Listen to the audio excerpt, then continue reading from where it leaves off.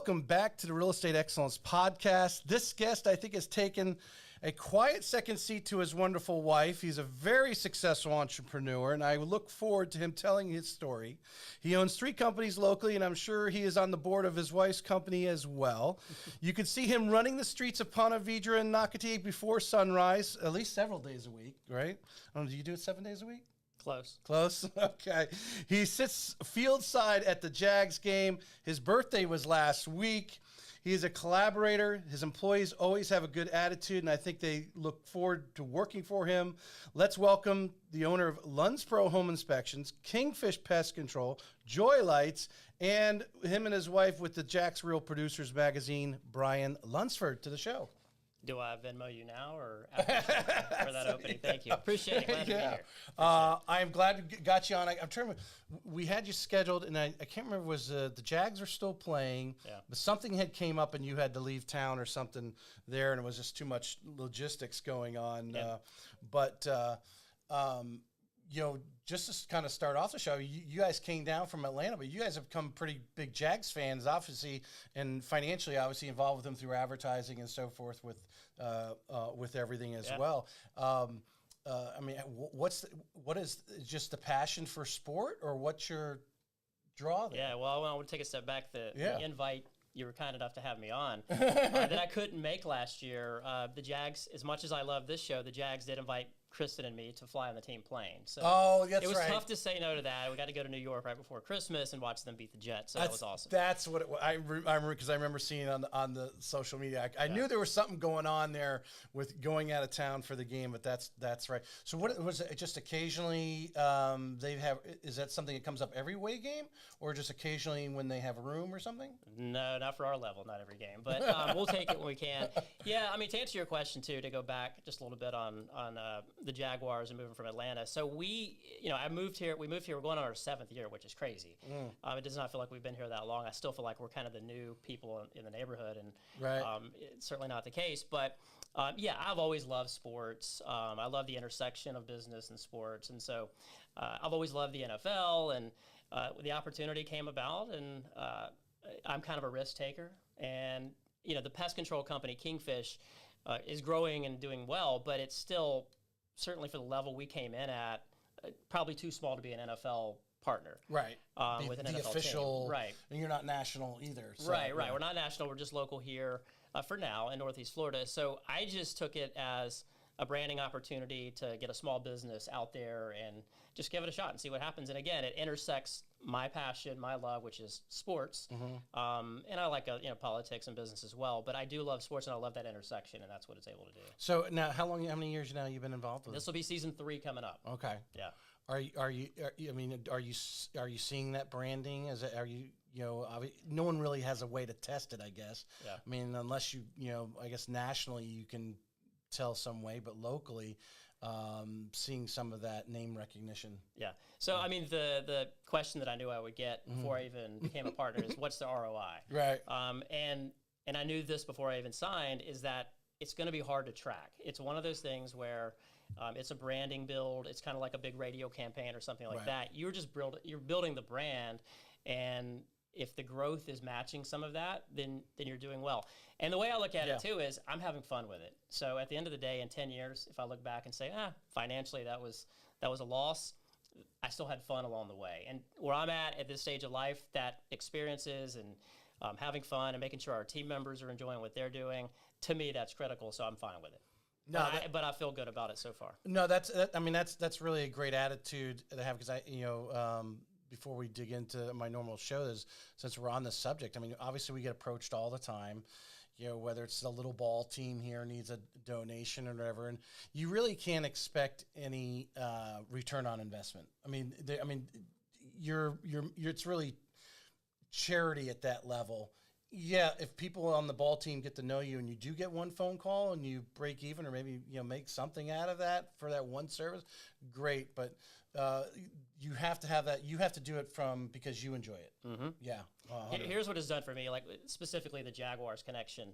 I'm in rooms now with people I would never have been in. Yes. It's elevated our leaders on our teams. It's elevated me as a CEO and owner. It's put me in positions to make deals that I never would have been able to do. It's helped me learn pick up mentors. And again, just the connections that I've made. If nothing else, when it's all said and done, I had fun, and the connections that I've made have been insane. Well, I mean, if you really think about it, there's some people who spend a lot of money for these masterminds to go and be in the room with some of these people that you're talking about. Yeah. They're paying that direct, just a check just to be there. You're involved in obviously being able to brand the company at the same time. Love it.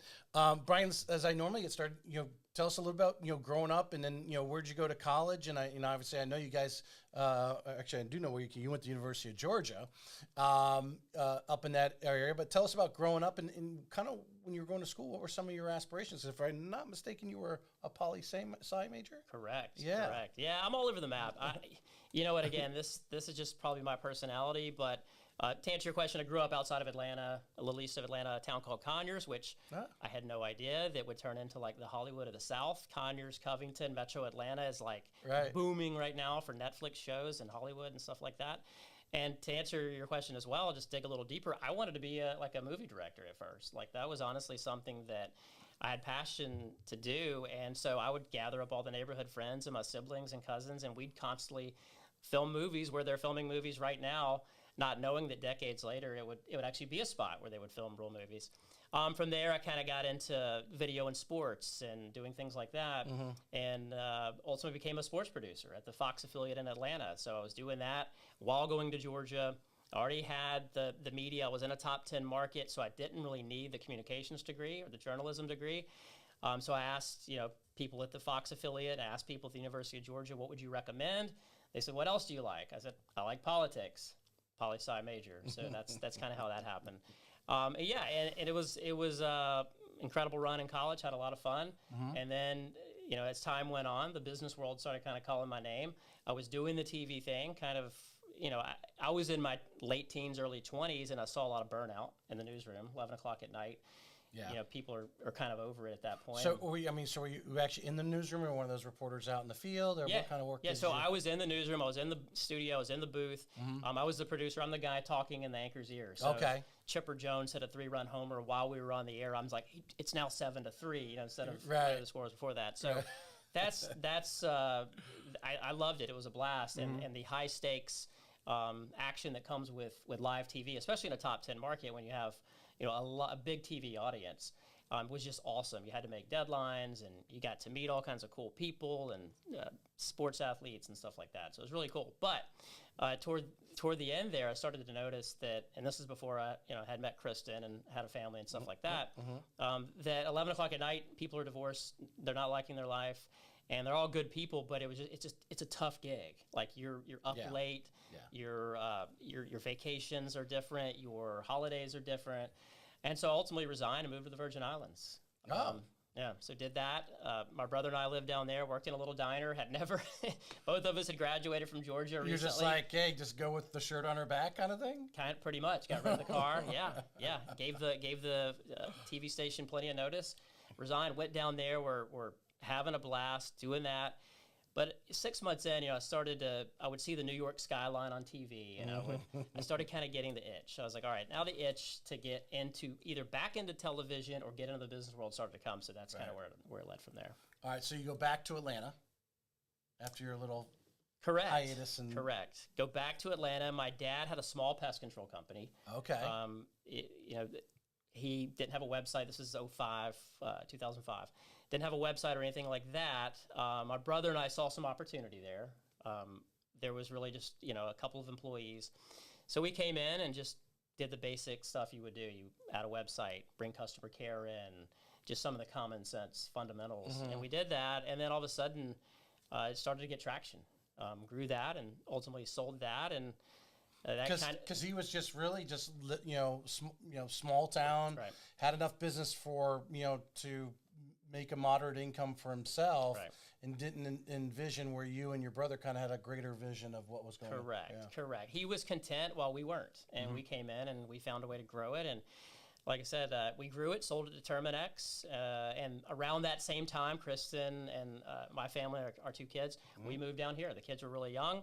They had not started kindergarten yet, so we were like, if we're going to kind of make that transition, now would be a perfect time.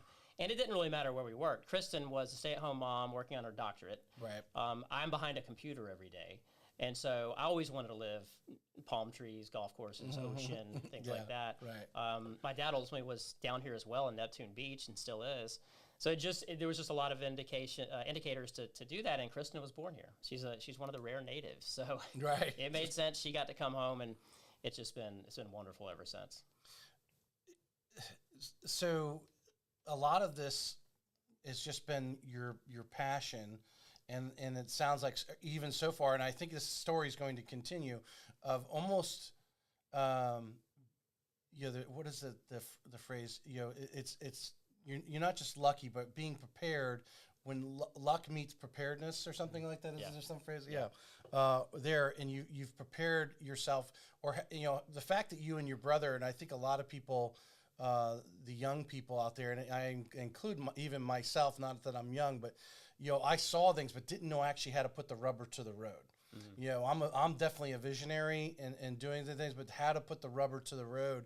And sometimes, I mean, we were talking pre-show about the YouTubers and stuff like that. Some people see what they're doing now and don't realize that they've been doing this now 5, 6, 10 years.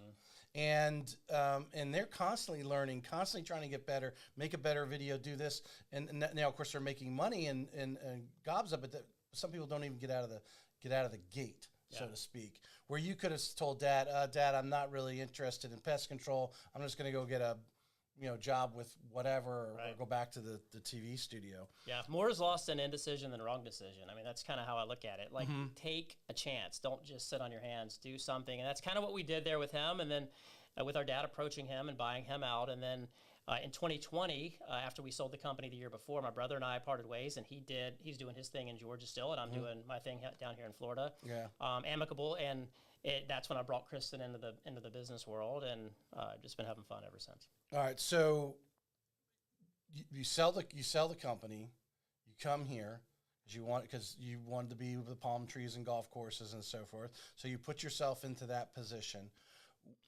If I looked on the LinkedIn, was Kingfish first before the home inspections? So this is where it gets confusing, because back in Atlanta they were all under the same umbrella. Okay. So and also I didn't wait on an exit with one of my companies to make the move to Florida either. Like, we actually moved before we sold. So we moved in 2016 and we sold in 2019 because I look at it like I want a big life. I want to do bigger things. There's other things I want to do. And to me, the energy that Florida brings, and just for me personally, living down here in the sunshine and the activity and the active lifestyle and everything, it fit everything that Kristin and me were looking to do. And that was one of the big reasons. So, all right. So I think here's one of the business questions, because I think that's one of the especially we know a lot of our real estate agent partners that are out there and so forth. One of their biggest steps is even just hiring the first assistant, right? And so they can continue to grow the prospect and actually bring the business in, and let somebody on the back end. Here you literally move out of state, 5 hours away. If you flew on a plane, it'd still take you 5 hours by the time you went to the airports. Sure. If you had to rush back for something and literally have to be there physically.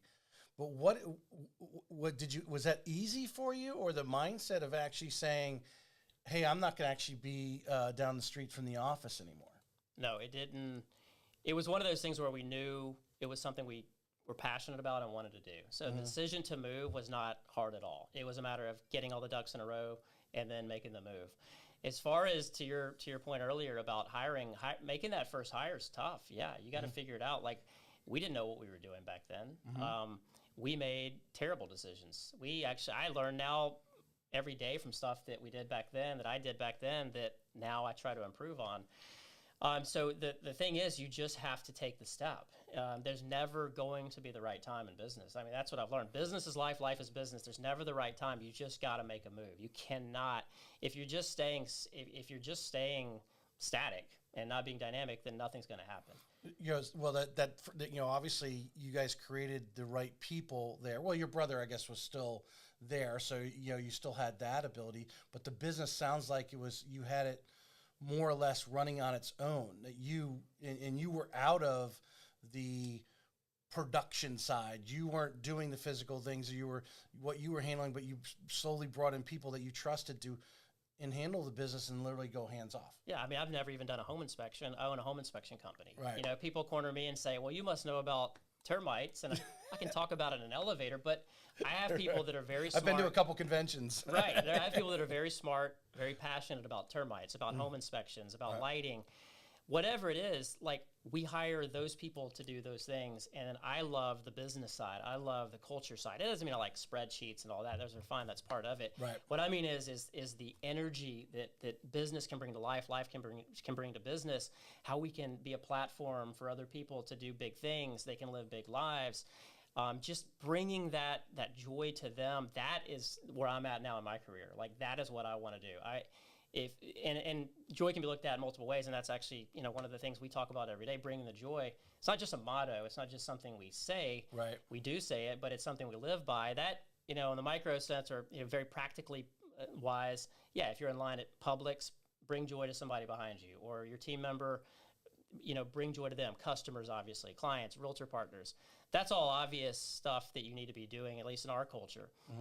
But the way I'm positioned now, where you know, my biggest drive right now is bringing joy long-term to our teams.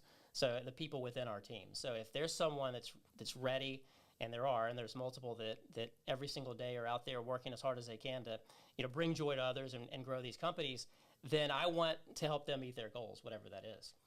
That might mean creating a foundation. That might mean financially, whatever it is, but I want to be that vehicle for them. Have you always had, you know, Kristin said the phrase, you know, that, yeah, you've mentioned basically you're willing to take chances on certain things. You say, that's logical, that could work. And I can imagine JoyLights is one of those most recent ones, right? You know, there is a demand for people to hang up Christmas lights.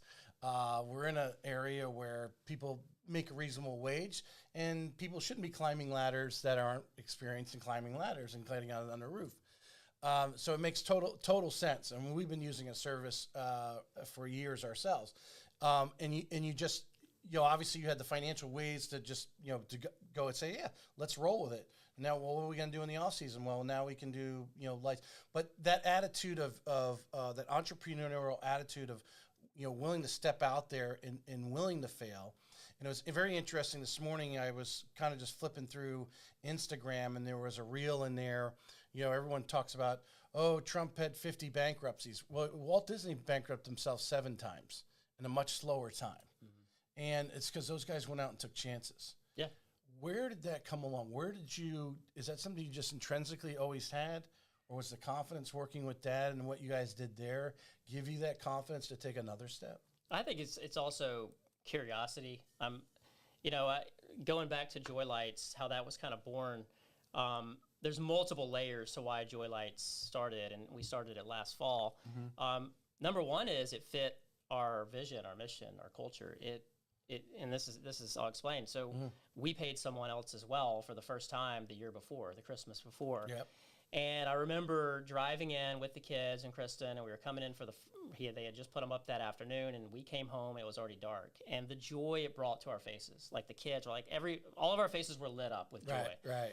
And so it fit that That's immediately. Cool. That was number one. Number two is that we have, you know, with these service companies, pest control and home inspections, they go seasonally in a sense. No matter how you slice it, when the colder months come, everything slows down a little bit. It depends on to the degree, but it does slow down depending on the year as well.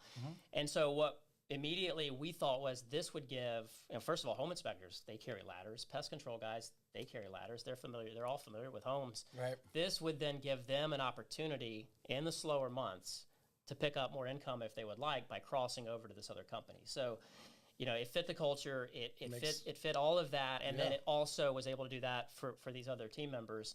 And then from there, it's like, hey, we have passionate leaders. I mean, I mentioned earlier some of the people that are just every day out there. I can name, there's a whole list of them, but the 2 VPs, Brian Westcott, Kingfish VP, and Michelle Foster, LunsPro VP, they're like no other. I mean, they're fantastic at what they do, but they do it with passion, they do it with joy, and they align perfectly with Kristin and me. So they took it from there. I mean, they took it. So yes, while at first it was a seasonal idea, it's a permanent and seasonal lighting company now. So we do stuff all year round, and they took it and they ran with it. And that's where it comes. That's like my days now as I look forward is how can I encourage them? How can I support them? But then also long term, how can I bring them joy to their lives? I want them to live the biggest life they want. And if these companies are a vehicle to that, then perfect. All right. Now, we like to think everything's all sunshine and roses, as Rocky says, right? But life's not sunshine and roses. There must have been some mistakes, some setbacks. Tons.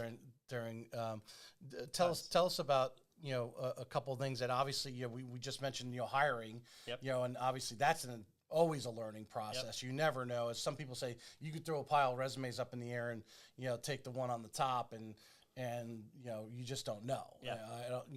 But there is a little more science to it if you've made some mistakes to be able to understand what the good traits are, right? I mean, and so but give us some setbacks that you've had and what'd you do to overcome? Yeah, we have a ton. I mean, I could go on. This could be the longest segment, but and this is what I said. I learned from these things. But I mean, there were years where we were in growth mode in Georgia.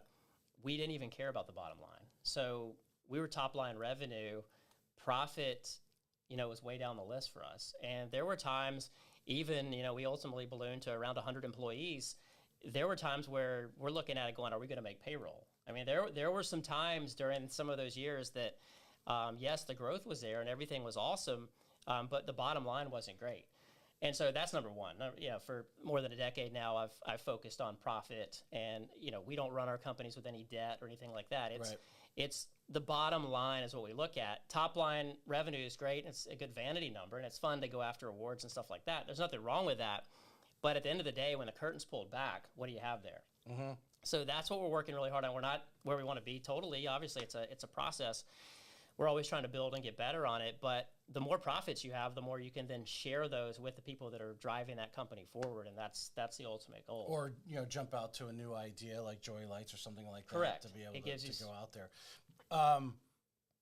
But entrepreneurship, I think there's nothing in those businesses that sets like, the interest rates rising and all, that's a little bit of slowing down. There's not enough inventory, so their sales are limited versus what it was 2 years ago. And you're constantly having to, feel the heartbeat of that all the time. And if it slows down, what are you going to do? Are you going to cut? And I think a lot of people's vision is, I want to be big. But really, in reality, is what time do you want to go home? And Are you going to be sweating it out when you see the payroll, come across and like, oh, that's coming out of the checking account. Right. Do I need to move some money from this account to put, cover that and make that happen? Right. And I mean, and sweating that out. Those are real things of real entrepreneurs and small business. Yep. And making those things happen. I think, and you've gestured to it several times already. Your people. You've talked about your two vice presidents. What are some of the things that you've in the hiring process? Something you did early, which I imagine was just hire somebody who would actually fill out the application. Correct. We were begging people back then at the beginning. Yeah, to now where I got Billy Wagner's.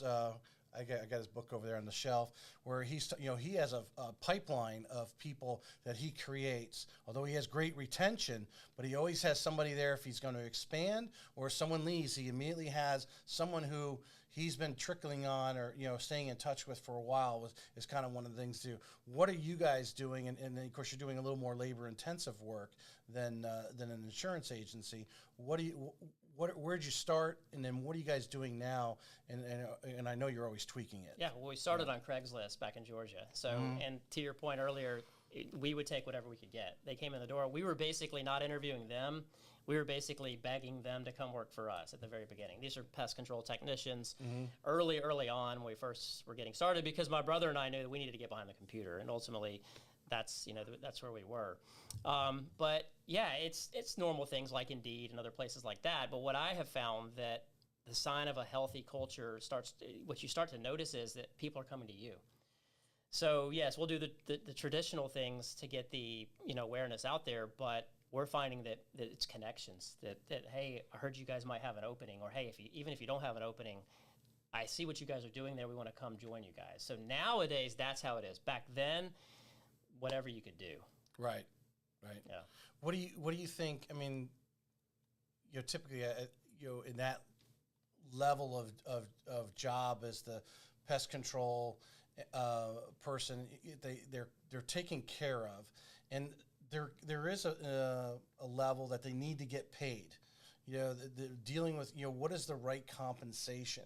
How many times, I mean, over the years, between Atlanta and in years here now, that you're constantly like tweaking it, trying to find where that sweet spot is. Obviously, as anyone, you want to pay someone what they're worth, but you don't overpay them either, because then that takes away from your profits or things the company could do. Because if you're paying someone more than any other pest control company is in the area, but just constantly balancing that. What are some of the things that you guys do to kind of stay on top? Number one is explain what you're trying to do to that potential hire. Mm-hmm. We lay it out at the very beginning, what we're trying to accomplish, what our goals are, what our profit, what our revenue, whatever the metrics are, we lay it out so they understand there's a framework we're working with here. As far as specifics, just to make sure we're in the ballpark, I mean, the cool thing about what we have going on here in Jacksonville is that we are friends with our competitors. I'll pick up the phone or I'll text and we'll ask, hey, what are you paying this level of person? How's it going for you? And we'll get 2 or 3 different companies to kind of mastermind on it. And so we have that collaboration. I mean, again, when I look at the evolution, at least me personally, early on, and certainly this is more of a way back, even it goes even more, decades into it, just in general in America. But I think there was I have the idea, I'm going to hide it. It wasn't a very collaborative environment. And what I have evolved to, and certainly I think even America, and I think as we continue to move forward, it comes to is that, yes, competition matters. Yes, it's fun. Yes, we can be competitive, but we can all still win as well. Mm-hmm. And the fact is that we can be one of the bigger home inspection companies in Jacksonville, but the market share, if you look at the percentage, there's still a ton of pie out there. Even add the 2 or 3 top guys. There's still a ton of market share to be had out there. So why not collaborate? Pick up something from a competitor. They pick up something from you, and everybody can win by collaborating and masterminding. And also, ultimately, what does that do? That helps the customer. That helps the realtor partner. That makes the transaction go smoother. So it's just a different way to think. I think some industries are way ahead with this. Some are way, way behind. So you can kind of tell. It just depends on the industry. But I can tell you in our businesses, that's what we're trying to do. So is that something, I know you and Austin and some of the others have Wally, gotten together. Charles, Was Kurt Stein in there? He's not in that group you're talking about. Yeah. They keep that one. But the collaboration part of it, so that's an interesting thing, because I know I can tell you right now in the mortgage world, no way. Yeah. They where the real estate agents, top real estate agents I talk to, they understand collaboration because they are trying to, as Susan Hansen mentioned on the last show, the ultimate goal is to sell that person's house and that person buy it. And you the 4 of you got to get together, 2 real estate agents, 2 customers, right? And make that transaction happen. So there has to be a collaboration because you all have the same goal, is transfer that home. But I mean, is that something that here locally that you just got on the phone and started talking to some of these guys? Did it happen naturally? I mean, how did you actually get that going? Yeah, well, pest control aside, home inspection specifically, since you mentioned it, there's a large group that we're all part of, and we kind of really became friends through that. It's like a national association. Kind of a national association, exactly. That actually stands behind some of the stuff I was just talking about.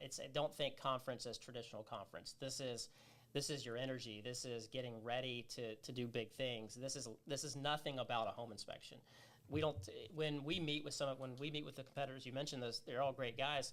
We're not talking about anything about an HVAC or anything like that. We're talking culture. We're talking numbers. We're talking big picture stuff. We're talking how can we help our team get to where they want to go. It's none of this other stuff that, to be quite honest, some of us don't even really know about or care about. It will be good on the end of it because we hire great people to run that side of it. Right. But that's not our job. But you mentioned earlier too, like the collaboration and that culture. Well, this is why Kristin is doing what she's doing and just killing it with Jacksonville Rural Producers. Mm-hmm. Her love language is helping others and encouraging others. And I could not, when you think of someone to head up a company, there's not a better person on the planet, in my opinion.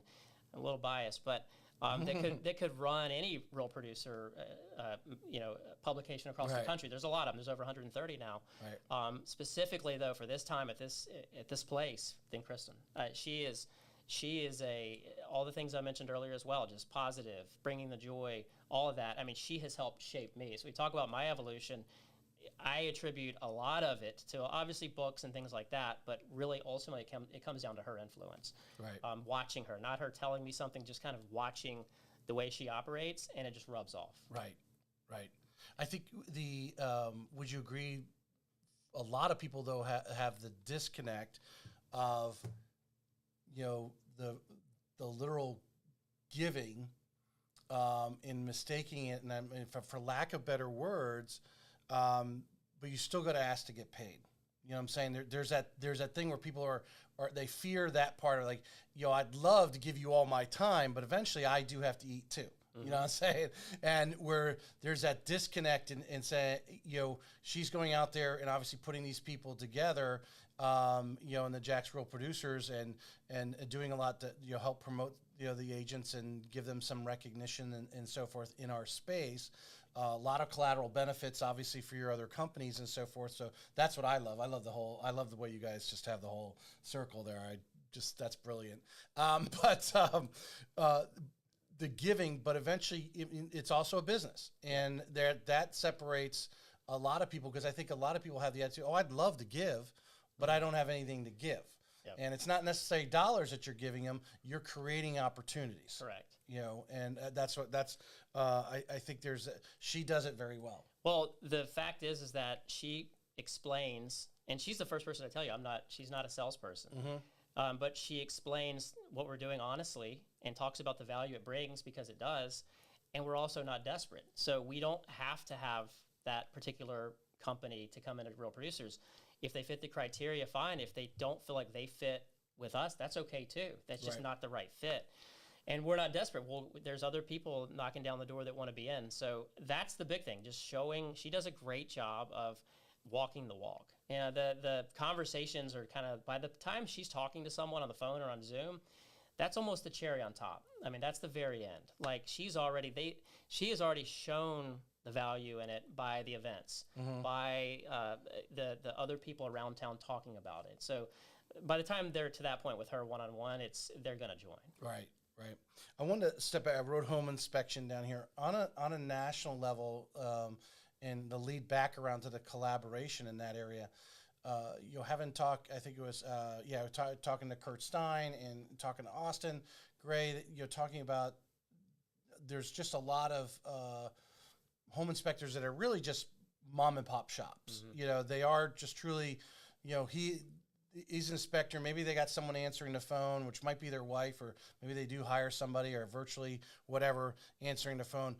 Is that true that around the country? My perception is that most home inspection companies are basically probably just a couple. 100%. And they're, from what I've found, learning more about that industry, they're all good guys, well-intentioned.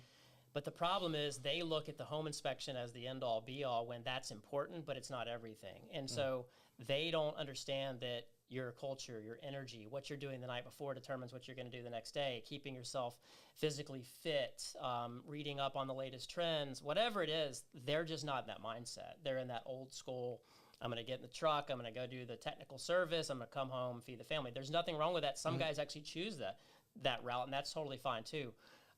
But the ones that are, trying to grow and they're trying to get to 2 or 3 inspectors, and they run into these walls, a lot of times what we're finding is, and just talking to a lot of people around that industry, is that they won't show up when it's time. They won't show up for themselves. They also treat, and this goes across all the industries, but what I don't ever negotiate with is family time over work over family time. And not just me and Kristin, but our entire team. So if there's ever a situation, and there is all the time, where team members need to go see something, a recital, a soccer game, whatever it is, this work will be here. That at the end of the day, it's important, yes, and we're going to do a fantastic job, but I need you to go be energized and inspired, and don't miss these fleeting moments with your family. And what we find is, for years doing this, they come back, they'll go to war for you. I mean, they want to be a part of something like that, where you encourage them to go take time off, take vacations, come back inspired and ready to go. That's a very interesting point. And everything we're talking about here, for someone's listening right now, this is small business strength. I mean, the Home Depots and so forth, they have this issue as well, but they have a little stricter guidelines. You can't go and see the CEO that isn't typically around, unless you're in their Atlanta headquarters or something. Right. But where you're reachable, they know pretty much where you live, and you're not that far away. Small business situation, but that growth pushes that you go against. Like someone might say, "Well, hey, the realtor called. We got to get out there right away." Well, do we? I remember one thing I was talking at Quicken Loans was, if the customer, we're dialing out all the time. That's what you're doing, unless you're literally working on a loan. If you're not, it's a dialer, right? And they're feeding your calls, and you're just, either, trying to take an application. But if a customer calls back, maybe someone you have in process, there are always things was don't answer the phone right away. Let it go to voicemail. Then when you finish, finish what you're doing, then call them back. But the presence that you are busy. And you're not going, I don't believe, and you can touch on this, because you're unable to run out there at the drop of a hat, because, that employee who would have done that has the recital to go to, or the 3 o'clock basketball game at the high school or whatever it is. So you let them go do that. That inspection is going to be done, scheduled for the next day, is not the end all. And I think a lot of us feel at a small business that we have to drop the hat and run. And I know real estate agents do it all the time, instead of, hey, this is our schedule. We have this time we're doing this, and we're doing this. We need to go, get physical therapy, whatever it is. That's our time. Set the time. You tell that customer, I have an appointment, but I'll get to you as soon as I get back, or, tomorrow morning I'll call you first thing, whatever it is. But it's that balance of that we're going to lose the fear of losing that customer. Yeah, we're playing the long game. Yeah. So what I find is these top agents in particular, they understand if it's rare that we'll miss an inspection, because we have other inspectors that are awesome and they'll step up and go do it as needed. But the times where we have to reschedule something, these top agents, they're in the same boat. They're building the same cultures. They get it. They respect that. As a matter of fact, if they hear that an inspector had to miss something for a child, they probably respect the company and that inspector even more. Mm-hmm. And yeah, it's a little bit of a headache for them that day to kind of coordinate with the buyer or whatever, but they would understand that, especially considering that for us, communication's massive. Transparency is important. So we're just going to tell them the truth. We're going to be upfront about it. And you do that, and certainly it's worked for us for a long time. Just be honest and play the long game, and it'll all work out. And to your point earlier, yes, all of our companies, it just worked out this way, where obviously they can all feed each other. But there are plenty of top producers that we deal with all the time in Jacksonville, real producers that for whatever reason they have someone else they like on the home inspection side. No worries. Like, we go have coffee with them, we hang out with them, we support them in everything they do. So it's just a different mindset. Like, it's totally fine. Like, if we're there, if you ever need us on those other companies. But if you got somebody you like right now, cool, no worries. I take the same attitude. The reality is, we're old enough to realize stuff happens to people's lives. And, if you're there at the moment of their greatest need, you can score a lot of points. And just being available and having the good, instead of getting bitter about it, we all get, they chose that other company. Yeah, we have that moment, as anyone will, but to drive on to know that I'm here for the long haul. I'm here consistently, and stuff happens. Someone screws up a loan. I had a realtor tell me that the other day. They broke off a relationship with their lending partner for a while because of couple things added up, and then a loan got screwed up, and so they decided to go and search out other ways, other partners. So it's happening all the time. Or someone gets transferred out of the loan officer here, spouse gets transferred and they're gone. Yeah. Now that whoever they were servicing need help. Yeah. Yeah. I mean, it's the heart that ultimately matters in any business. Like, and if your customers, partners, or whatever see that heart, that's really the most important thing, because they know you're working on their behalf to get the best job done you possibly can. I think of, like, if you go to a restaurant and a waiter or waitress is working their tail off and they spill a drink all over you. There's some people that may get very mad and not tip them. If that person's working their tail off and apologize and obviously made an honest mistake, I'll be inclined to tip them more, because they're going to learn from that. They're going to get better.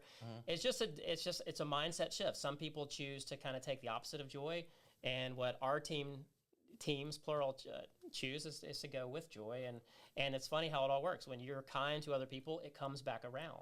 Yeah, that's a great your example there was awesome, because I do see that in the restaurants. Now I do see others where waitresses like upset me when I order. They come by, hey, you want something? Oh yeah, we need a refill. Okay, great. And all of a sudden they disappear. They forgot about you. Yeah, that upsets me. But I do know when they're hustling and so forth. And like I said, you feel that. You can pick that up, because we've all been there. If you haven't waited tables, you haven't done. If you haven't actually done and dug holes, or that kind of stuff when you were younger, you don't appreciate a lot of what these people are doing every day. 100%. I was talking to somebody who were talking just the economics right now. I'm feeling for a lot of people, because the cost of everything's just doubled, and I know their income hasn't doubled. So it's just like, I feel sorry, because I could go out. Yeah, we could stop at a fast food restaurant, which is pretty much more expensive. You might as well go to a sit-down place than a fast food. Yeah. And I feel for some of those people, because they already were working hard. Now that's doing. But that's my little political stand. Go off on that for a little bit. I wanted to circle back. Okay, so I gestured, or you agreed with me that majority of the home inspectors out there are 1-2 man operation type stuff going on, and God bless them.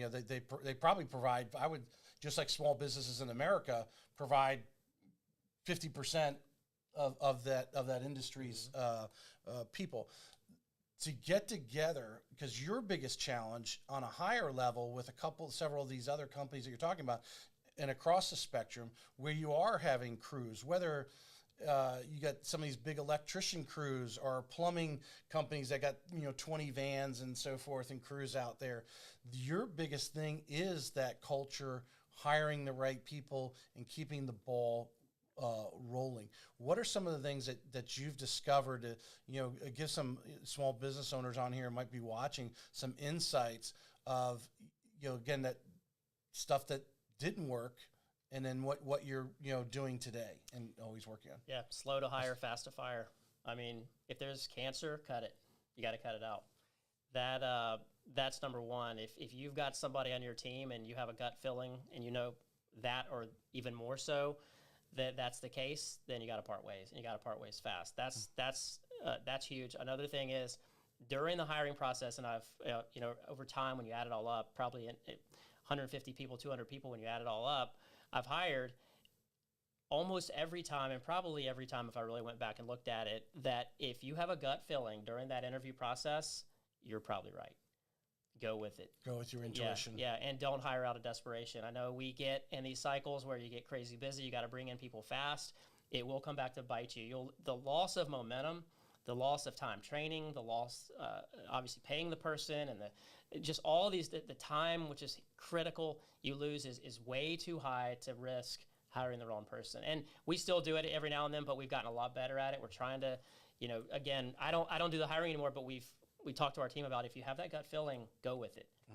It's constantly, like you said, all of a sudden a couple people quit in the same month or week or whatever, and you're caught behind the 8 ball, so to speak. Or all of a sudden, interest rates drop, and all of a sudden everybody's got their house up for sale and everybody wants to buy it, and all of a sudden you got all these orders coming in for whatever it may be. I wanted I made that statement, I lost my train of thought. I was just saying to that point real quick on it is tricky, because there are times where you have customers banging down the door and you don't have enough people. It does happen. But what I've also found is that the people that you have that are there pushing that business forward, they'll find a way to make it happen. They'll find a way to make it happen. That might mean hiring some kid part-time to go do some labor with a pest control technician, whatever it is. It is unbelievable that when circumstances dictate it, whether it's a bad economy and a bad situation or a really good one. In the case we're talking about, the people that want to be with you and you want to have on that team long term, they'll find a way to get it done. All right, you've created two questions here that I think are so crucial to any small business, and especially one where we're somewhat fluid at different times and different demands, or, like I said, somebody that you don't expect to quit or leave or whatever, or get sick or whatever it might be and has to leave. Staffing, when you're working with your VPs on your levels, I think in my past experience in telecommunications, working in a retail store, 20 some years ago, the big corporations just keeping the right amount of people there, right? You don't have that extra person that really can polish things off, so to speak, so that everybody's not overloaded and in for doing a poor job. What's your attitude when it comes to the amount of staff that these companies, based on the business levels you're at? Well, the cool thing is there's numbers out there that we can gather, and we have our own numbers. We have competitors that'll share numbers. We have other data points we can pull in, and we're building for scale. We're not looking to be the biggest company, the fastest, but we're definitely looking to grow. If we're not growing, then we're not. What are we doing all this for? Why are we even? Well, the joy part, because joy comes when you're a little content yourself, right? You're a little happy and you can spread joy. It's a little easier. When you're under the gun because you're having to do an extra 2 inspections today because too many people called out sick and you're having to cover stresses and your quality control goes down, right?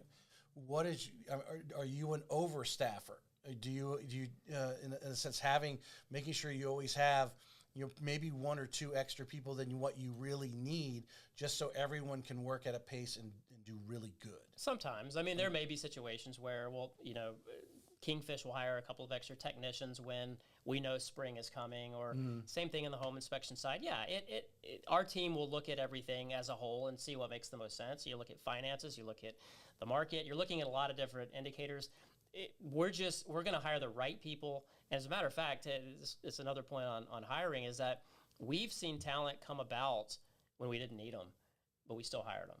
So, and when we probably shouldn't hire them yet financially, we still have, because if you can grab good talent, you grab it. Yeah. So that's big. So I wouldn't say we're one way or the other as far as how we staff, but we want to have the right people for sure. And then as time goes, we'll add or subtract from there. Well, I mean, go even our agents, right? They'll talk about, I got all this business, and their quality has to go down because they're not following up, they're not inputting names in their CRM because they're the one woman band, right? They're running around doing all this stuff, where if they took the time to have that one extra hire that's actually doing that stuff, then everyone's working at a comfortable pace and can really do well. That's kind of my, yep. I see too much of that in the large corporations, just trying to run just as what they need. Yeah. And where I see the guy who's so many levels up, sitting fat, where it's like, if you actually you'd sit fatter if you actually added this extra staffing on here, so the books are kept well. I remember when I was in retail, that was my problem. I was the sales guy. I could teach everybody to sell. We were moving the thing, but I didn't have an assistant manager in the store to take care of the back end stuff, the phones that were coming in that needed repair, and they would pile up, and then every night making sure and going back and checking the books, make sure that the cash deposits and all that things were lined up correctly, so when the auditors came in, everything was perfect, right? And when the company changes its mind from sell to, hey, we need our back office things, like, hold on a second. You hired me to run the fly pattern. Now you're asking me to block. I mean, come on. To your point, if you're not forecasting, then you will be behind. Yeah, so. Yeah. You said your people will find a way. When you said that, my first thought was they're finding a way because you're giving them the tools and the authority to find a way.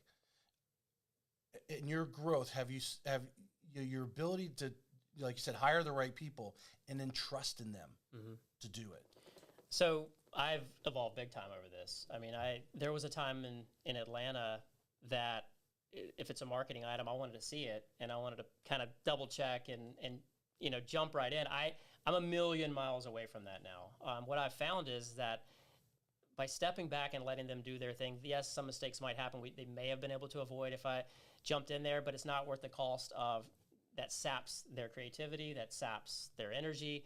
Let them do it. And I find out what I've come to learn is that oftentimes they create something better than I would have anyway. So it's a win. It's a total win. I'm able to then zoom out a little bit, focus on the next market or the next business or whatever, and they're actually producing incredible content, inspections, leadership, whatever it is across the board. Well, I mean, I always use the analogy, as salespeople or your technicians that are out and all your companies that are out there are the point of the sword.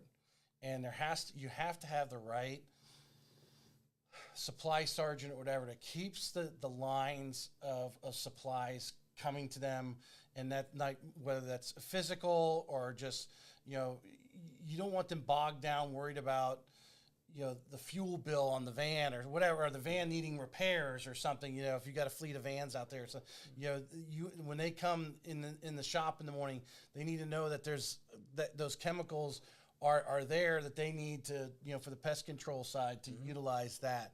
They need to have their tools, and when they do, they can excel at what they're doing. If they start worrying about hey, Brian's up there goofing off and playing golf and going to the Jags game, and I can't even get, another ladder or whatever it is. You know what I mean? Yeah. That type of attitude, it starts to create a negative thing that the person behind the scenes can really set the attitude for everyone. Yeah. Really. And that's looking out. That was so when you said find a way, my immediate thought was they find a way because you're giving them the long leash to do it. The tools you mentioned, and those are minimum standards. Like if, in my opinion, if you're going to run a successful business, you've got to have that and then some. But I think, what you mentioned, Jags, games, golf, I want them to be out there with me. I want them to, whatever, they know that's my passion, but their passion might be going hunting or fishing or whatever it is, tennis. I want them to go do that. I want to see pictures of them doing that. Again, to me, when I'm 100 years old, looking back, hopefully maybe even older, and looking back, we're not going to, the home inspection report's important, but at the end of the day, doing these things with family and friends and for yourself and your mental health and your physical health and all that it's not even close. It's much more important. So we want them to do all those things. And again, then what happens is you'll get those team members you want because they fit that. They come in and they'll do whatever it takes to satisfy everybody there and exceed expectations of everybody we work with. You mentioned earlier, being involved in the Jags has put you in rooms. We all talk about the 5 people that we surround ourselves. So you're mixing and mingling with some of these,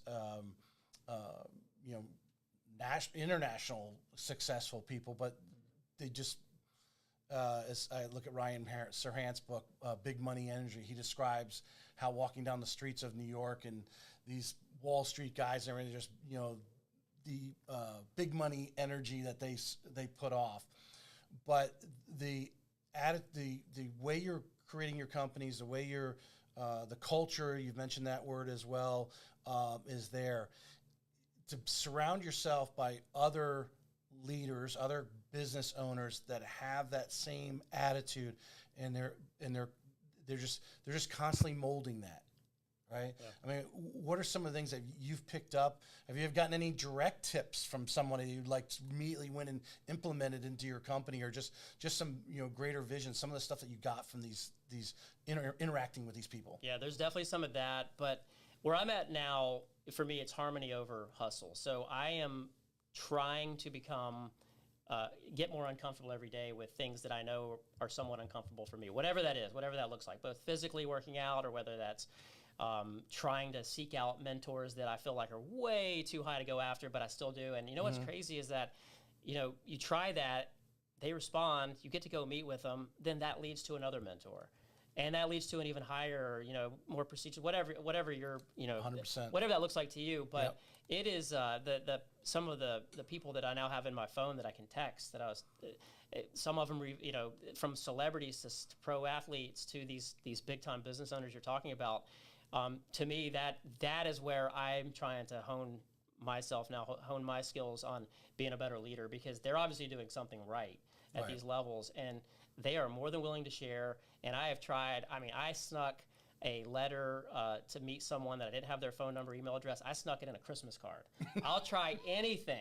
And it took a while, but I ultimately got to meet him. So you in a Christmas card, you added a little note to the person you're sending the Christmas card to hopefully introduce you to someone else? So what it was we're blessed to live around a lot of very successful people. Right. And Kristin knows a lot of people in our neighborhood, in particular the wives. Right. And so she knows the wife really well. Okay. I didn't know the husband really well. I want to talk to the husband.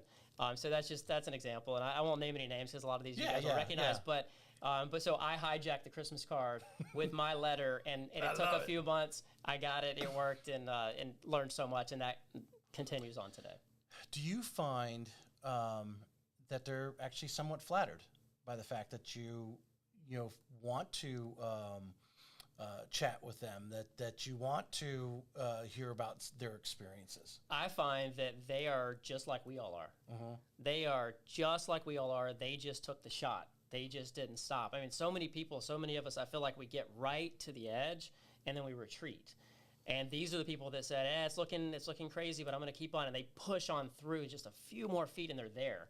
I think that's what I've found. That's what struck me, is that, man, they are normal just like we are. They're just finding ways to get things done. I've said that, use that analogy, the swing the axe one more time, swing that pitchfork one more time, and where they turn around, and I know there's a cartoon about it where the guy's in the mine, he's chipping away, and he's one chip away from the golden nugget that's behind the ear of the diamond, and they turn around and walk out, and the next guy comes and swings it one time, and it falls out, right? 100%. And,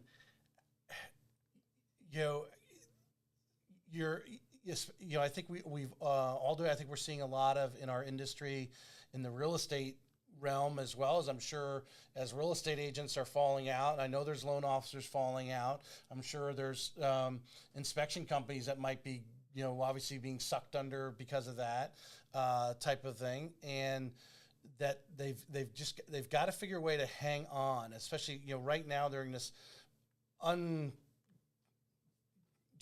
uncertain time. We have. It could turn around tomorrow. It could be 6 months from now. We don't know.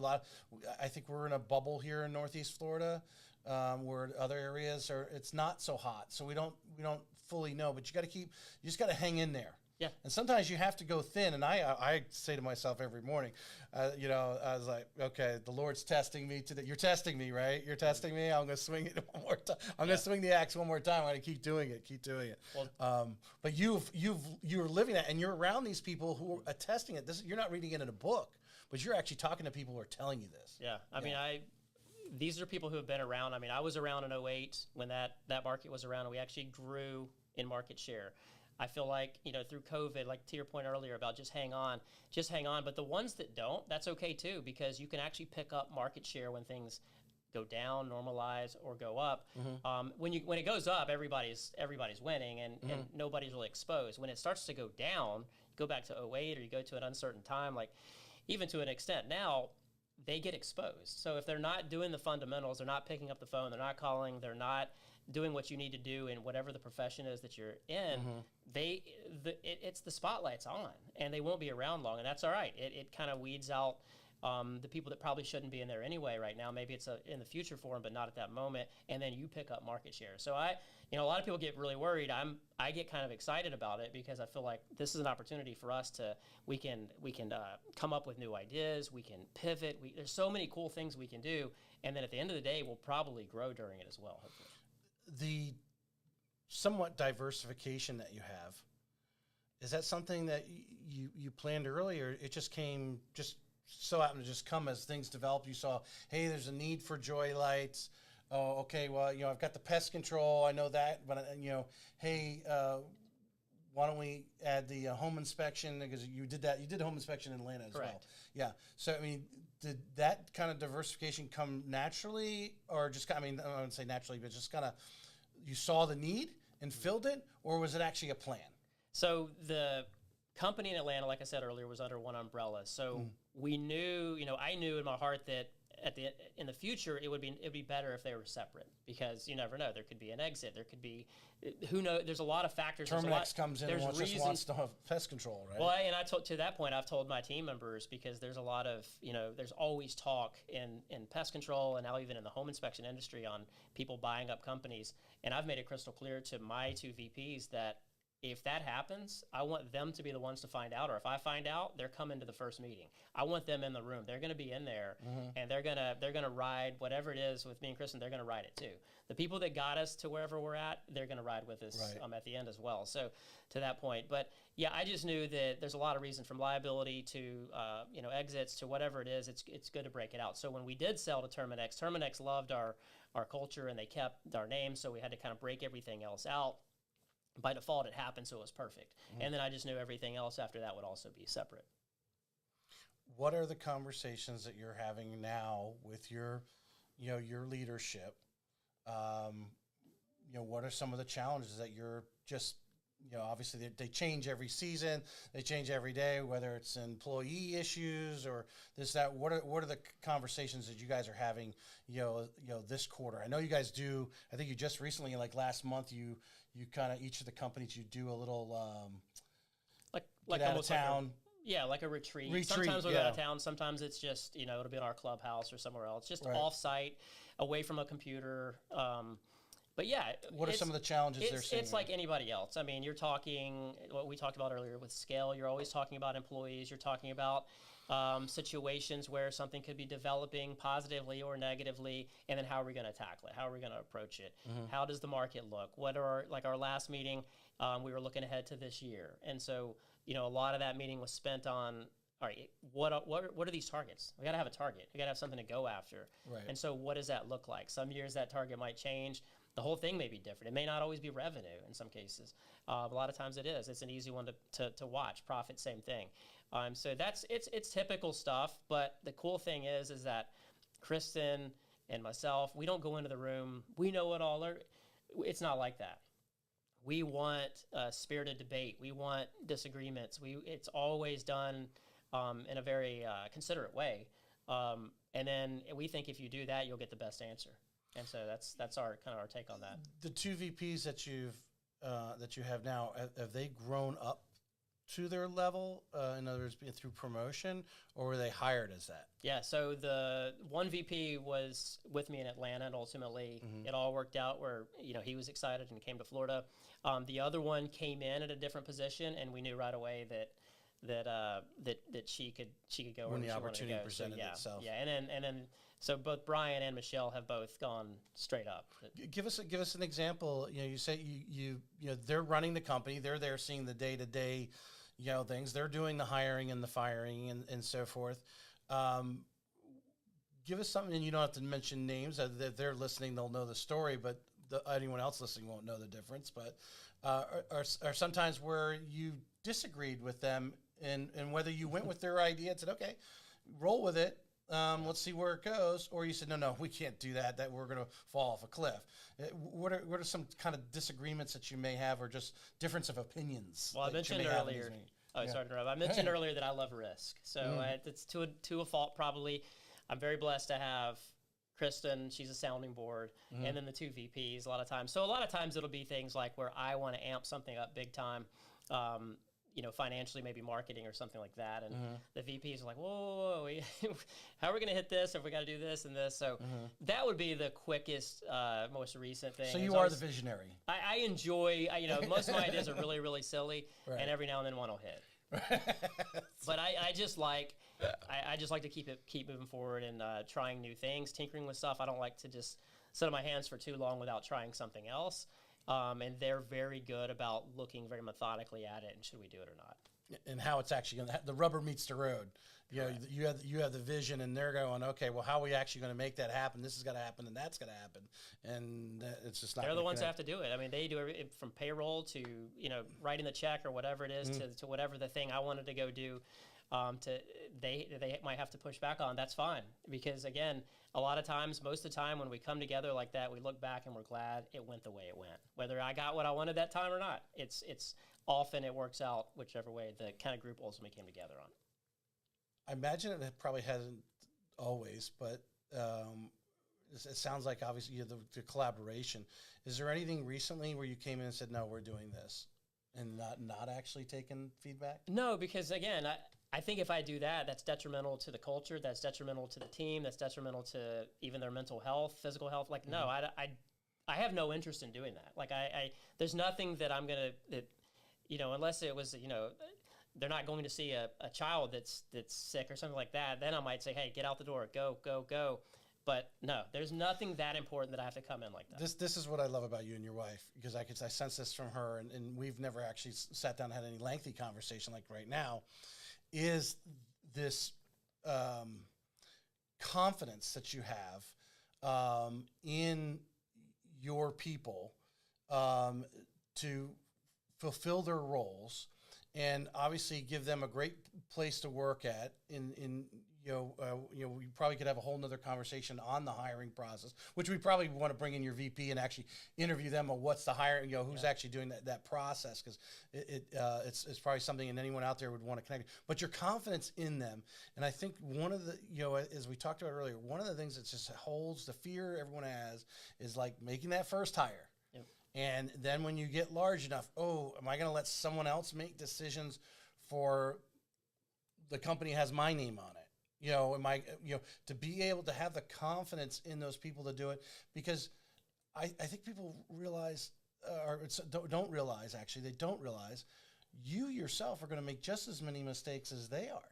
And the fact that they're actually living it, and you're overseeing multiple companies and seeing things on a 30,000-foot level, they're there in the trenches and actually can give you better feedback or make a better on-the-ground decision on the front lines than you, because you're too far.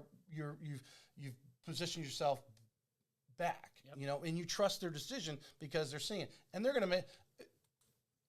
As we know, decisions are made every day. We're making thousands of decisions every day. We make thousands of decisions, big and small, and we could just make just as many mistakes as they did.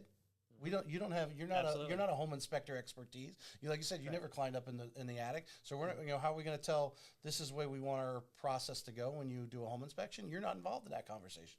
Correct. But you trust the guys that have been doing it, that have done it enough times the wrong way, that they've kind of tuned down that this is the best way at the moment, at least. 100%. And advice for that person trying to hire that first person or second or third person is that and this is ultimately what I had to look at, is if I'm doing it today, I'm doing it tomorrow. So I mentioned payroll earlier. All right, there was not too long ago, I was running payroll. I was, Kristin and me had access. Years earlier, it was just my brother and I, so it was never out there other than just the owners would see it.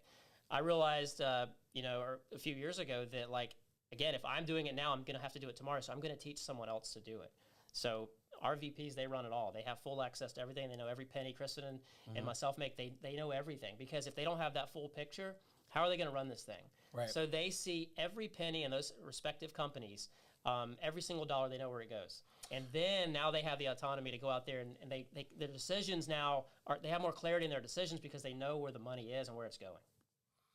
Your attitude towards it's more important to hire the right person. You can, I'm sure both these people weren't, when you first met them, obviously hire them as VPs. You hired them with their initial starting positions. Now they've grown within your company to these positions. What are you doing to provide them, almost like a continuing culture education, personal development? There's things that you help them so that they stay sharp. We don't do anything like with an agenda of, I'm going to do this, so he or she thinks this. Mm-hmm. But we do things fun, and we do team building activities organically, and it just turns out where that bond is made. Like, I mean, on Valentine's Day, we took some scooter rides in Amelia Island with some of our team members, like our leaders. Just things like that. It's that you don't have to overthink it. It's really, a culture is not that hard to figure out. It's really not. And I think they just know what's in our heart. Well, I'm talking, I guess my question was more from the technical side, right? Yeah. Like you said, to oversee all those books. They didn't go to school to, Harvard to be, Yeah. So with payroll, I mean, I walked them through it a couple times. They figured it out. They took it and ran with it. With industry related things, like I mentioned earlier, we have that larger group that we're a part of. We're a part of other groups. There's always continuing education. Pest control, I mean, it is an amazing industry unto itself. There is so much education inside of that industry. So we're constantly sending people to different places to learn. So yeah, as far as the technical and that side of it, our team is phenomenal. And it's like the way you mentioned earlier, like trends and stuff. Hey, we know at this time of the year. So that's something they, of course, obviously having grown up in the company, they saw but didn't necessarily put it to play. But now they're their leadership and understanding. Hey, we need to, hey, maybe we need to fire that poison because we don't, we need to cut back, or we need to hire, or whatever it may be, or hey, because of the market conditions, we need to bump everybody, some living wage amount. The seeing those things and constantly be balancing, I think doesn't come natural to people. Yeah. Especially at the leadership levels that they're at. We would like to think that the Harvard Business School trains those guys to come in and be CEOs of companies, but not really. Right. From that standpoint, I think we're better off hiring a veteran who's been to war and led, dozens of men and women. Is going to give you probably better leadership and understanding all those inner workings, because they're being trained constantly to handle that. We just did. We just hired a veteran.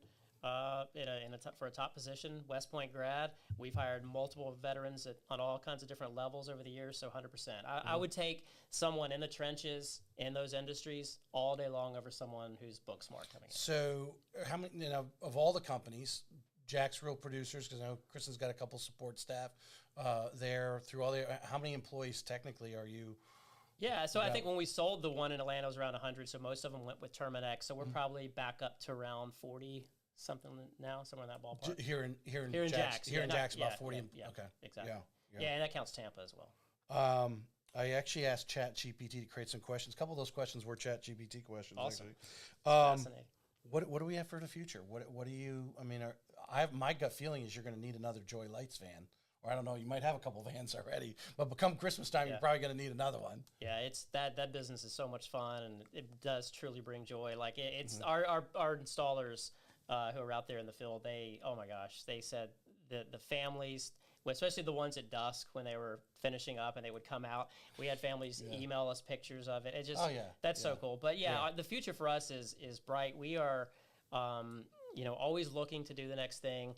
We, one thing that's near and dear to us, to Kristin and me, is charitable work. We just came back from a mission trip to build a house in Mexico. All of our companies have a charitable element to them, where a certain percentage of revenue goes over to charities. So that's really big with us. Our church, we're a big part of that. We love where we go to church.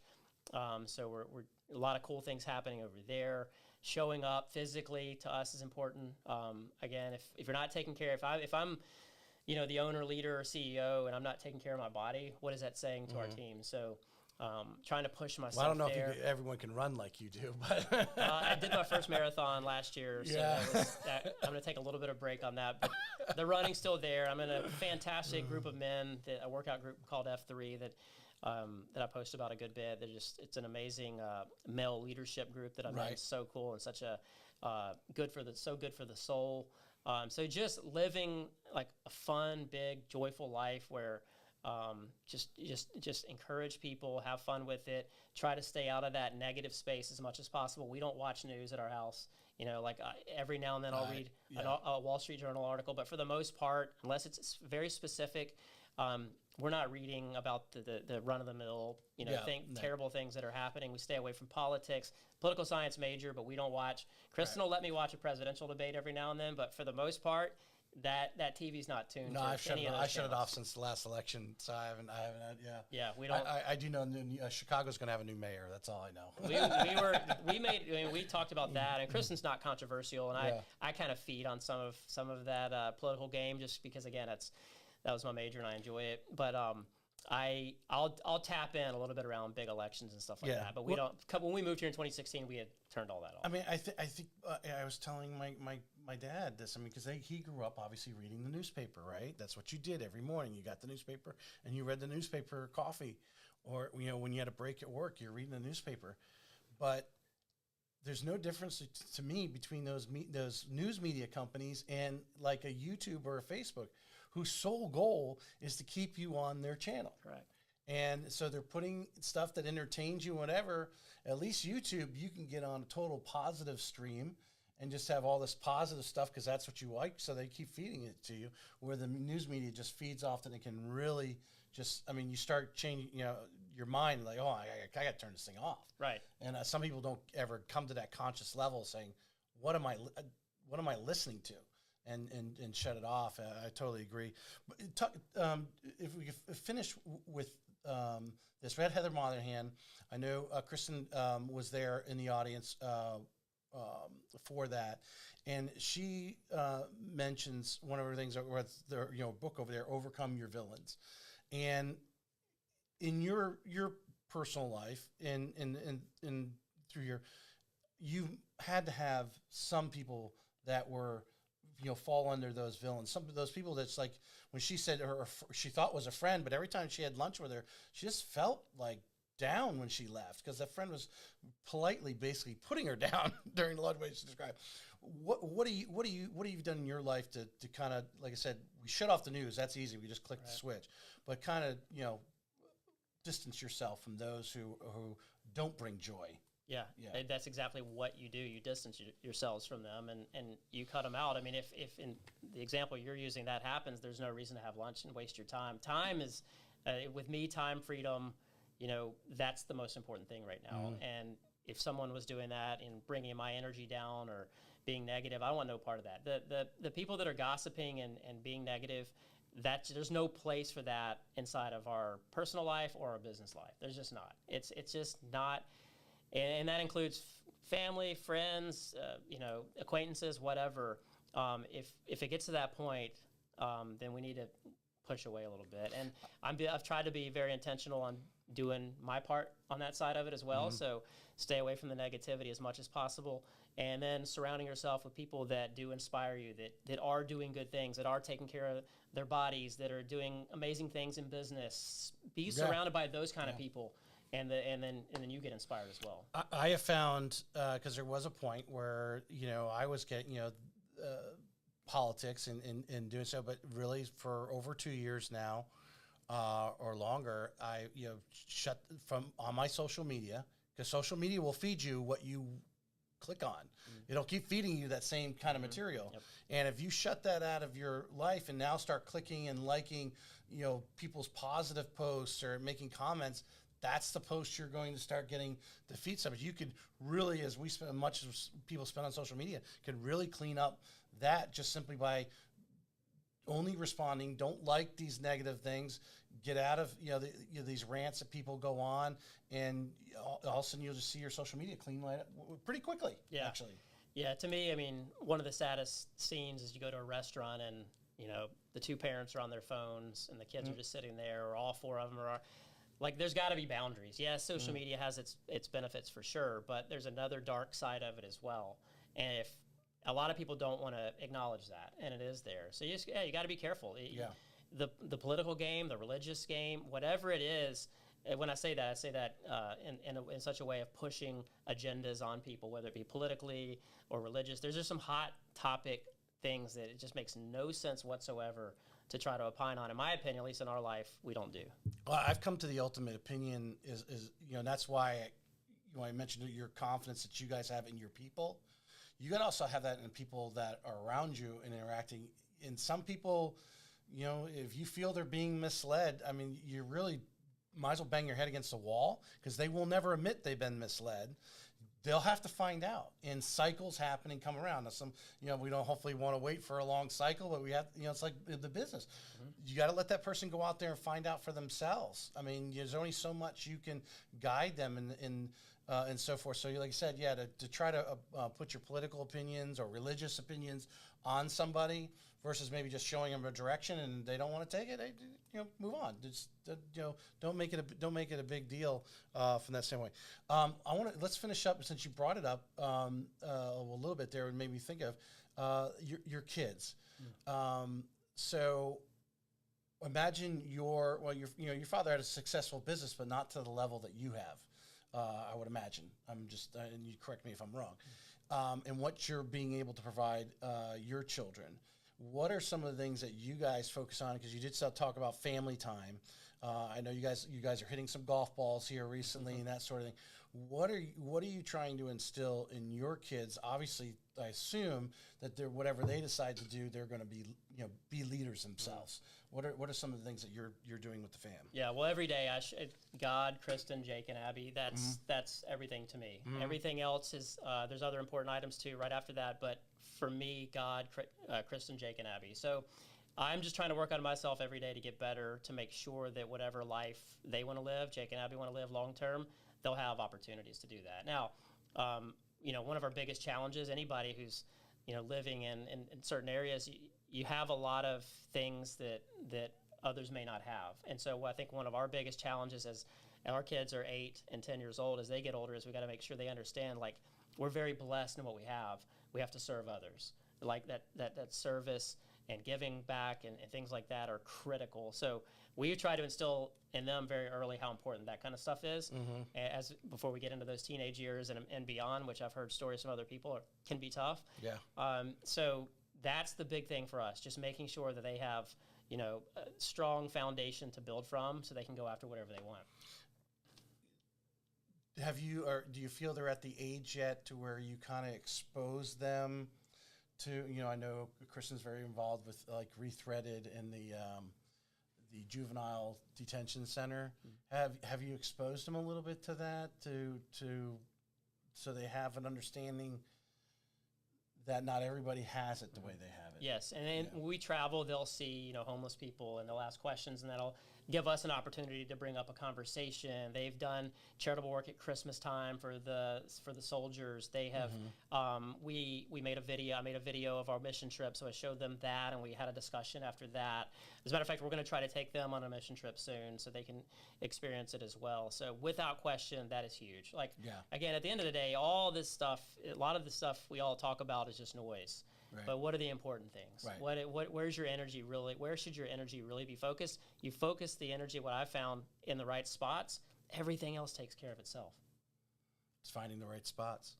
Yeah. Brian, anything else you want to add on? No, I appreciate you having me on. I think that was a great conversation. Yeah. I mean, we could talk all afternoon about business. One of my challenges in life is I often have said many a times I should have been a psychology major, because sometimes I'll get caught up in the why did that person do that? Why did they say that? Or why are they not, and because that's my curiosity, which sometimes leads to gossip, unfortunately. That's my little negative thing. It's because I just have this curiosity about people and why they do certain things. And my curiosity with you and Kristin is the high level and the confidence you have in people, and then run a home inspection company. You've never done a home inspection. A lot of people be like, "What? How do you do that?" Unless you're like Elon Musk or something, and they just stroke a check and have a big company created. I mean, you've grown it that way, and it's just that it's another level, and how some people. Not to say that not everyone can have it, but everyone, reaches that lid or fear level, like you said, to make that one extra swing of the axe, to take that one extra step, keep doing it for another day or another week or another month, and all of a sudden, a YouTube video goes viral, and all of a sudden you're like, oh, hold on a second. I go back to a JV basketball when I played. Best years of my life. I knew that I wasn't making varsity. So, but I go back. Basketball coach. Yeah, I'm gonna name Bob Masterson. Love you, brother. You're still out there. I know you are. But I just look back on it and I'm like, there were tons of times where I would pass. And this is a long time ago, but I would pass the ball, and I look back and I'm like, why did you not just shoot it? Like, you were a good shooter. Why did you not just shoot it? And you know, there was a long gap of years where I didn't even think about that. But as I get older, I go back to that all the time now. I'm like, just take the shot, just shoot it. What is it going to hurt? You miss. Okay, fine. Yeah, you learn from it, and then you'll make the next one. That's what I'm teaching my son.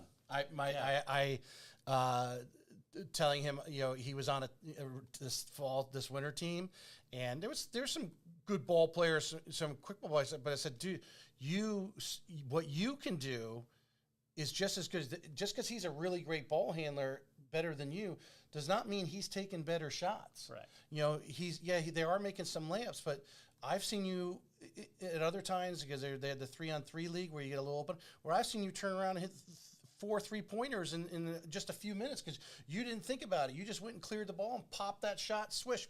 You were rolling with it. And then when we got in the 5-on-5, he was a little more. I was like, no, dude, let it rip. You got an open shot. That's your shot. You got to take it. There's nothing that brings more joy than watching the children finally hit that pinnacle of making the shot or scoring the goal or whatever it is. I know with Jake and his touchdowns on the tackle football field, the first one he had, his face, I could see, it was zooming in. Of course, I'm rolling on it. Right. And I could see that huge smile. And then the other day, Abby, you know, she led her team in scoring in basketball. It was just draining shots left and right. And just to see her little face, same thing. Of course, I'm rolling on it.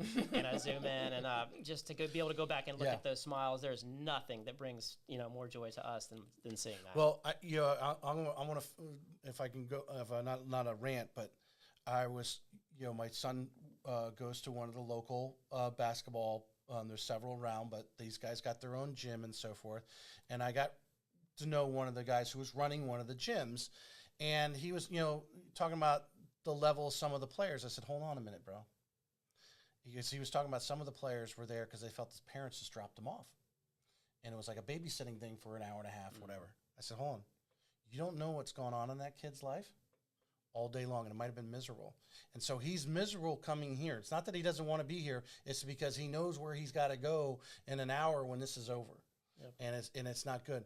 But all of us, and you and I, you know, you talking about JV basketball was the best years of my life, and you know, my basketball coaches and Bob Masterson, love you, and I need to reach out to him. The plays that go on in my head, you know, we only remember that whatever shot we made or the steal in the pass we made, those are the things we live with as adults. And to create those opportunities where, you know, she might not even remember that game because there's another game that's going to supersede that later on. Sure. But they'll only remember a few of those plays. And that's what all that matters, is giving them the opportunity that she was it might be the last time she was the top scorer on the team. We don't know, right? But that she's going to live with that in those memories. Yeah. As I have JV basketball memories, as obviously you do too, and we still play those in our mind. You're taller than me, so your memories are probably better than mine. It was fun. Yes. Appreciate you coming on. You know, obviously I should have both. You know, I was thinking about is having a couple of your inner circle, you know, that you talked about, just you know, 2 or 3 in a little business roundtable would probably be a great show. I think everyone, especially this, you know, the realtors, I think, you know, because they're small business owners too, but all these owners around here that need more of these masterminds, need more of these collaborative groups that you're part of and created. So, Brian, I appreciate you coming on. Thanks for having me. All right. You can reach Brian. What information he'll give me so you can reach him will be in the show notes, and he is on social media, so you can definitely reach out to him there, as he's posting his kids' photos all the time. So in his travels as well.